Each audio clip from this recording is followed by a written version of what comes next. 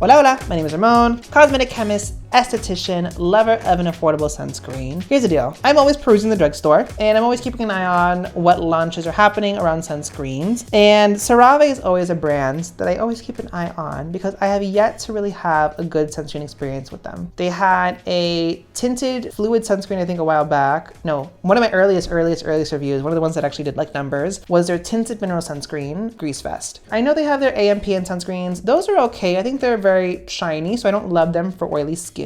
But I don't feel like they really do a lot in terms of sunscreens. Like they don't launch a bunch of sunscreens all the time. But I did see, because my husband sent to me, they launched a hybrid sunscreen. Hybrid meaning chemical and mineral combined. So I was like, okay, this could be very interesting. So today we're talking about the CeraVe or CeraVe Hydrating Sheer Sunscreen Broad Spectrum SPF 30 for face and body. This, as I mentioned, is a hybrid sunscreen. They're saying it blends seamlessly into skin for an invisible look and weightless, non-greasy feel. And today we're going to talk about that. So this is, it's a hybrid, but we're going to treat it like a chemical sunscreen. So we're going to do my 6F testing rubric where I talk about the feel, finish, filters, formulation, foundation wear, and fragrance. Depending on what part of the video you want to watch, I'll have timestamps down below so you can fast forward to whatever part of the video you want to. And for the application footage, I apply the amounts based off the size of my face. If you want to know how much sunscreen you should be applying based on your face size, I'll have a card up here. It's an approximation, but I'm not just going all willy-nilly with sunscreen in here. There's a little bit of accuracy to the amount of sunscreen that I'm going to apply. Let's get into it. So my husband did buy this for me at Walmart, and the claims of this are it's multi-benefit sunscreen lotion SPF 30, helps protect you from the sun's harmful rays while also delivering instant hydration that lasts all day long. Sheer sunscreen for face and body is water resistant 80 minutes. Daily sunscreen formula contains a blend of zinc oxide with chemical sun filters, provides the benefit of mineral sunscreen with weightless and non-greasy feel. The ultra lightweight fluid formula goes on whites to guide an even application and is absorbed into the skin within seconds for a non-greasy finish. And then a bunch of ingredient claims, a lot of free from claims, and developed with dermatologists, which CeraVe is like the dermatologist brand. I rarely see them work with non-derms though. So getting to the application of it, again, I apply the sunscreen based off how much sunscreen I'm supposed to wear for my face size, which honestly, a lot of people think that I underestimate, but I don't. So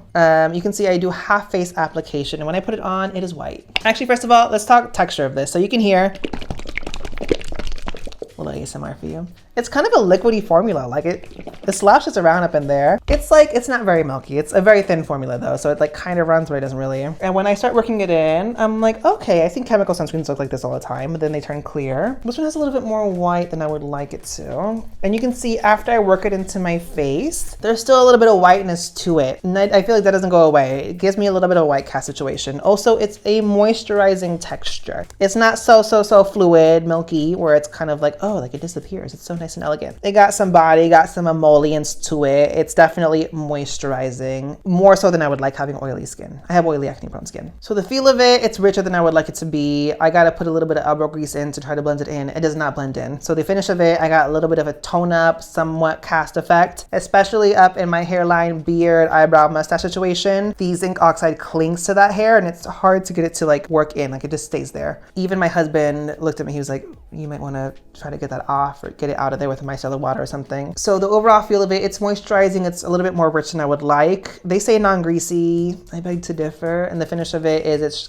kind of shiny and it definitely has a little bit of a cast to it. In terms of the filter, as I mentioned, it is a US chemical sunscreen, but it does have zinc oxide in there. So you have homosalate at 6%, octosalate at 5%, octocrylene at 5%, and zinc oxide at 7%. That zinc oxide is pulling the weight of that UVA range for that broad spectrum designation. That octocrylene gets a little bit into the UVA part of the spectrum. Realistically, here's the tea. As I work at a company that does sunscreen formulation and whatnot, and what I found out, somewhat unrelated, is that, and granted in the US and in Europe, the same ISO method is used for testing. Certain variables that each area uses a little bit different. So Europe uses a different irradiation lamp, and therefore sunscreens that test a certain SPF in the US will not get the same SPF in the EU necessarily. Especially when it comes to mineral filters, that's a lot more apparent. Looking at this, honestly, the SPF protection is probably substantially higher than 30, but in order for them to be able to claim that broad spectrum protection, or for example, if this sells in Europe, in order for it to get that UVA circle, they have to claim a lower SPF because they're not getting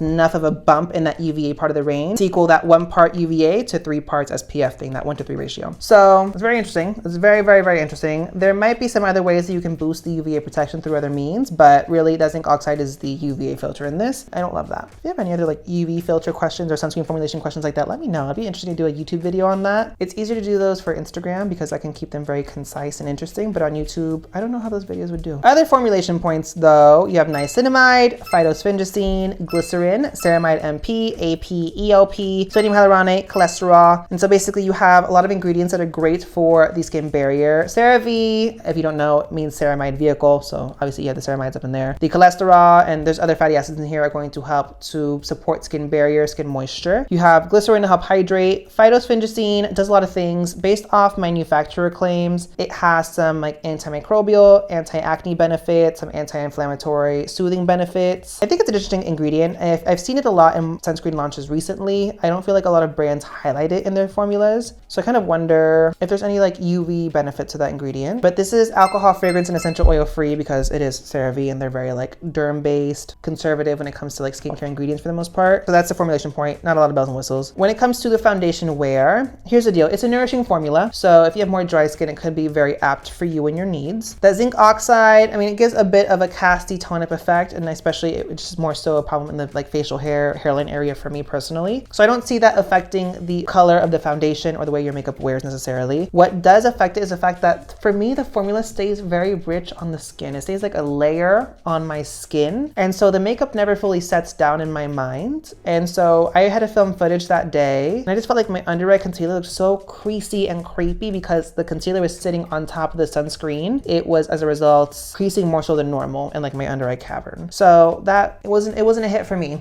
but I have oily skin. I require very lightweight layers underneath my sunscreens and this sunscreen is just a little bit too rich for what I need. And in terms of fragrance, as I mentioned, there's no fragrance or essential oil in this. It smells like sunscreen to me, like a very standard American sunscreen. So just note that, not an issue. If you have more sensitive skin, maybe worth trying and using. This is 80-minute water resistant, getting to the eye irritation claims. So this is 80-minute water resistant, and those kinds of formulas tend to sit more robustly. They don't run as easily, obviously, because they're sweat resistant. They're not gonna run into your eye when you sweat as easily. So if you have sensitive eye area, but you're okay with chemical filters, this could be a good option for eye stinging, but this does have chemical filters in it regardless. So if you're someone who gets really sensitive skin or irritation as a result of homosalate, octosalate, octocrylene, might not be the best option for you in terms of eye stinging. This did emit, going back to the filter part, this did omit avobenzone, which would have really bumped up that UV protection. In the US, it is, I don't believe, by FDA regulations, you're not allowed to formulate avobenzone and zinc together, just because uncoated zinc can highly destabilize avobenzone. It's not a good combination at all. But in Europe, you can get versions, especially titanium dioxide, that are coated, that allow it to be formulated alongside avobenzone. I believe the same for zinc as well. So that is not an issue with European sunscreens. That's why I wish we could do that in the US. I believe the legislation around that, the language is just very outdated. But for people who have eye irritation issues around chemical sunscreens, I believe avobenzone is one of the top culprits, which is another reason why they chose not to go with avobenzone for this. On top of the, it's not allowed. But yeah, that was my review of the CeraVe Hydrating Sheer Sunscreen SPF 30 for face and body. First of all, also, I didn't mention this. This is $16 for about 90 ml, depending on where you get it. Not a bad deal, but I think this is kind of a small bottle